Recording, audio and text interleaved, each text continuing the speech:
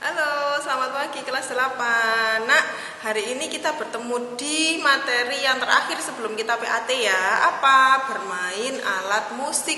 Nah, jadi ini adalah kelanjutan dari materi yang sebelumnya, yaitu bernyanyi lagu daerah. Jadi bernyanyi lagu daerah dan bermain alat musik ini berhubungan. Jadi nanti mohon diperhatikan dengan seksama, diamati dengan seksama untuk bekal kamu mengikuti ulangan. Dan jangan lupa setiap video yang dibikin oleh Bapak Ibu guru termasuk Bu Dita itu berisi materi dan juga soal. Jadi sebelum mengerjakan soal dikerjakan dulu materinya ya. Jadi ingat, materi pertemuan kita hari ini adalah bernyanyi dan bermain alat musik tradisional ya. Jadi berhubungan, ada bernyanyinya, ada bermainnya yang berhubungan dengan alat musik tradisional. Apa saja bisa kita lihat di video yang akan Bu Dita sampaikan. Oke, terima kasih. Assalamualaikum warahmatullahi wabarakatuh dan tetap semangat. Oke, selamat datang di materi bermain alat musik tradisional. Materi ini adalah materi terakhir kita sebelum kita melakukan PAS ya nak. Oleh sebab itu perhatikan dengan seksama, dengarkan dengan baik agar kalian bisa melaksanakan PAS juga dengan lancar. Kita mulai dari slide yang pertama. Ada persepsi tentang bagaimana sih musik tradisional itu? Musik merupakan perpaduan dari beberapa alat musik yang membentuk satu orkestra. Di setiap daerah di Indonesia memiliki alat orkestra yang sering disebut dengan karawitan. Di setiap daerah, karawitan mempunyai nama sendiri-sendiri, antara lain di Jawa dan Bali biasa disebut dengan gamelan, di Sumatera Barat disebut dengan talempong, di Sumatera Utara disebut dengan gondang, dan di Sulawesi Utara disebut dengan kolintang. Ini adalah penyebutannya saja yang berbeda, namun artinya sama. Perpaduan antara beberapa musik yang menjadi satu dan terasa padu ketika didengarkan oleh telinga. Oke, slide selanjutnya. Nah, ini ada beberapa contoh alat musik tradisional Indonesia. Mulai dari gong, suling, fu, gendang, tuma, dan cengceng. Alat-alat musik tradisional ini ada yang dipukul, ada yang ditiup, ada yang dipetik, dan lain sebagainya. Jadi ya nak ya, bermain alat musik ini banyak macamnya. Dan penyebutannya di setiap daerah berbeda-beda walaupun bentuknya sama. Seperti yang tadi ada di awal Bu Dita jelaskan. Arti orkestra adalah perpaduan musik yang menjadi harmonis dan padu ketika didengarkan. Hanya saja penyebutan di Jawa, di Sumatera, di Kalimantan, di Sulawesi itu berbeda-beda. Begitupun dengan alat musiknya, terkadang di Indonesia sebutannya apa, di luar Pulau Jawa disebutnya apa, tidak masalah. Itu namanya arbitrer. Artinya bahasa itu bersifat mana suka. Di satu daerah dengan daerah lain bisa berbeda penyebutannya, jadi tidak jadi masalah. Yang penting intinya alat musik itu sama fungsinya ya. Oke, kita geser ke slide yang selanjutnya. Jenis musik tradisional. Beberapa daerah yang mempunyai musik dengan ciri khas tertentu. Jadi musik tradisional ini adalah musik yang digunakan untuk mengekspresikan perasaan dengan nada, dengan pilihan kata, dengan melodi yang indah, dan disusun dengan bahasa yang apik sehingga bisa dipahami oleh semua orang, baik itu di lintas agama, budaya, suku, ras, dan kelas sosial tertentu. Ada beberapa daerah yang mempunyai musik dengan ciri-ciri khas tertentu. Yang pertama kita mulai dari Aceh. Terdapat musik yang disebut dengan didong. Didong merupakan bentuk kesenian tradisional di Aceh yang sangat populer. Kesenian ini dilakukan oleh para lelaki dengan jumlah 30-40 orang. Jadi Aceh itu tidak hanya mempunyai tarian daerah yang sampai mendunia. Tarian apa nak? Ada yang tahu? Nah betul, tarian saman. Tarian saman ini tarian yang mendunia, yang sudah dikenal orang dengan musik-musik yang bernuansa Islami. Nah, selain tarian ternyata Aceh juga punya jenis musik yang mempunyai ciri khas tertentu yang mudah untuk diingat oleh orang. Ya, yang biasa disebut musiknya, yang biasa disebut dengan didong. Selanjutnya di slide berikutnya berasal dari Jakarta, tepatnya di Betawi. Ada kesenian daerah yang disebut dengan wayang cokek. Jadi jika di Aceh, nyanyian dilakukan oleh kaum lelaki, berbeda halnya dengan di Jakarta. Nyanyian ini dilakukan oleh para kaum hawa atau kaum perempuan. Kesenian ini awalnya dulu adalah kesenian yang dilestarikan atau diciptakan oleh bangsa Belanda waktu menjajah Indonesia. Untuk apa? Untuk menghibur mereka. Siapa yang melakukan? Saat itu masyarakat Indonesia masih menjadi budak, anak. Jadi yang melakukan adalah masyarakat Indonesia yang disebut dengan budak belian. Nah, ketika para kolonial sudah pergi, tradisi ini masih tetap dilaksanakan untuk menghibur masyarakat lokal yang haus akan hiburan, yang saat itu memang tidak ada hiburan apapun di Indonesia. Dan sampai sekarang ini masih tetap berlangsung dan dilestarikan menjadi tradisional daerah atau kesenian daerah yang ada di Jakarta atau Betawi. Dengan aturan, di dalam sebuah pagelaran nyanyian biasanya penyanyi diiringi oleh orkestra dan tarian yang dikombinasikan dengan beberapa hal sebagai berikut: sebuah gambang kayu atau gamelan, sebuah rebab atau biola khas Jawa Barat, sebuah suling, sebuah kempul atau kadang-kadang ditambah dengan kenong, ketuk dan krecek atau satu set gamelan, kemudian ada gendang. Nah, jadi aturan setiap daerah itu berbeda-beda ketika bermain alat musik. Selanjutnya, di slide yang selanjutnya ada teknik memainkan alat musik. Ada yang ditiup, ada yang dipukul, ada yang dipetik, ada yang digesek, dan ada yang ditekan. Ya, kalau ini sudah familiar ya, di kalian sudah familiar di mata dan di telinga kalian sudah pasti tahu. Tidak perlu Bu Dita jelaskan satu-satu bagaimana yang dimaksud ditiup, bagaimana yang dimaksud dipukul. Kalau kalian kurang jelas, kalian bisa membaca di slide ini sendiri. Dan Bu Dita rasa ini adalah sesuatu hal yang sudah biasa di kehidupan kita. Kita geser ke slide yang selanjutnya saja, langsung alat musik tradisional berdasarkan bentuknya. Yang pertama ada bentuk tabung. Bahan dasar dari alat ini adalah bambu, namun pada perkembangannya dapat diganti dengan bahan lain yaitu kayu dan logam. Cara memainkannya dapat digoyang, dipukul atau ditiup. Kemudian ada bentuk bilah. Kekuatan yang dihasilkan dari bilah masih perlu didukung dengan perangkat lain seperti wadah gema atau pengumpul suara. Permukaan gema dapat datar ataupun cembung, bahkan kadang hanya irisan atau tabung. Selanjutnya bentuk pencon. Istilah ini berasal dari bahasa Jawa, yaitu pencu, yang artinya menonjol dari suatu bidang yang dianggap datar. Pencu dimaksudkan adalah tumpuan sebagai pukulannya dan umumnya terbuat dari bahan logam. Nah, geser ke slide yang selanjutnya, kita bisa melihat contoh-contohnya. Contoh dari tabung itu ternyata adalah kentongan yang sudah biasa kita jumpai di desa-desa ataupun saat kita merayakan sebuah festival tertentu. Kentongan ini terbuat dari bambu, bentuknya memang betul berbentuk seperti tabung, dan jika dipukul dia mengeluarkan suatu alarm atau tanda.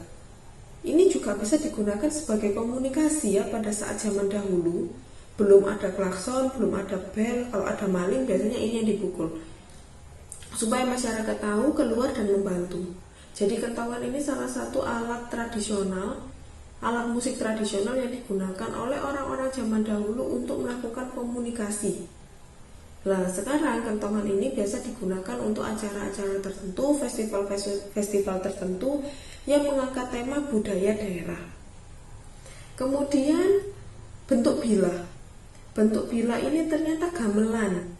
Nah, yang biasanya lihat-lihat di laptop si Unyil pasti tahu gamelan itu berbentuknya seperti apa. Gamelan itu bentuknya persegi panjang, di mana di Tengah-tengahnya ada bilah-bilah kayu yang dipotong sedemikian rupa dengan panjang lebar tertentu sehingga ketika dipukul menghasilkan irama musik yang apik. Jadi ini ada aturannya ketika memotong. Ya, sudah familiar juga ya dengan gambar gamelan ini dan alat musik ini.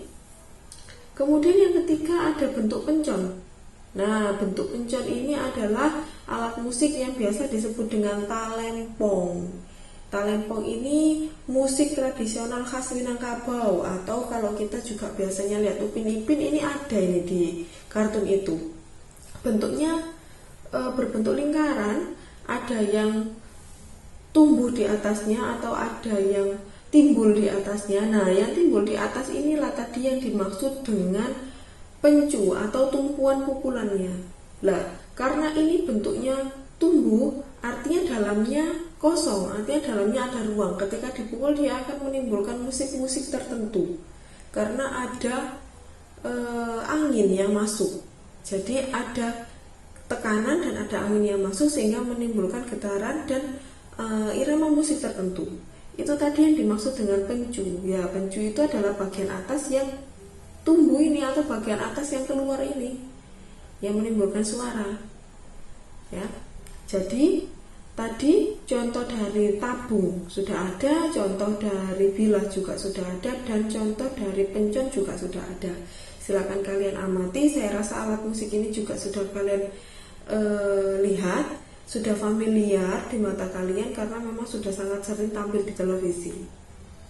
Di slide yang selanjutnya kita mengenal alat musik angklung. Ya, seperti kita ketahui angklung ini adalah alat musik yang berasal dari daerah Jawa Barat. Ternyata angklung itu banyak jenisnya. Ada angklung kanekes, ada angklung gubrak, ada angklung dok-dok lonjor, dan angklung padaeng. Angklung kanekes dulu deh. Nah, angklung kanekes ini biasanya kita gunakan atau biasa digunakan oleh orang Jawa Barat untuk melakukan upacara menanam padi atau yang biasa disebut dengan angklung Baduy. Nah, kalau sudah namanya Baduy, artinya angklung ini biasa dipakai oleh suku Baduy, baik suku Baduy dalam atau suku Baduy luar, untuk merayakan pesta panen, baik menanam ataupun memanen. Yang kedua ada angklung gubrak, berasal dari kampung Cigudeg, untuk menghormati Dewi Padi atau Dewi Sri. Ya, seperti yang kita ketahui, Indonesia dulu sebelum adanya Islam, sebelum adanya agama-agama lain yang berkembang, terlebih dahulu agama yang masuk adalah agama Hindu. Jadi di Hindu itu ada yang namanya Dewi Sri atau Dewi Padi atau Dewi Kemakmuran. Kenapa? Karena orang kalau bisa makan nasi itu artinya orang yang mampu. Artinya kita berharap juga ada kemakmuran di situ. Kalau bisa makan kan artinya makmur. Nah, akhirnya budaya-budaya Hindu tersebut diadaptasi supaya agama lain bisa masuk ke Indonesia. Jadi, kenapa masih ada Dewi Sri di sini? Karena memang pada dasarnya awalnya digunakan untuk menghormati leluhur yang sudah dianggap dahulu oleh mereka. Ya, begitu cara para leluhur kita untuk menyampaikan agama-agama yang baru masuk, namun tetap kita tidak meninggalkan tradisi-tradisi lama dari agama yang lama. Agar apa? Saling toleransi terjaga, saling hormat-menghormati juga terjaga. Kemudian ada angklung dok-dok lonjor, berasal dari Banten, lebih tepatnya di daerah Gunung Halimun. Ini juga digunakan untuk upacara adat serai tahun, menghormati panen yang melimpah. Jadi rata-rata memang angklung ini digunakan pada upacara-upacara tradisional yang berhubungan dengan pesta panen. Yang terakhir ada angklung padaeng. Nah, biasanya angklung ini digunakan pada sekolah. Terdapat dua jenis angklung yang digunakan, yaitu angklung melodi dan angklung pengiring.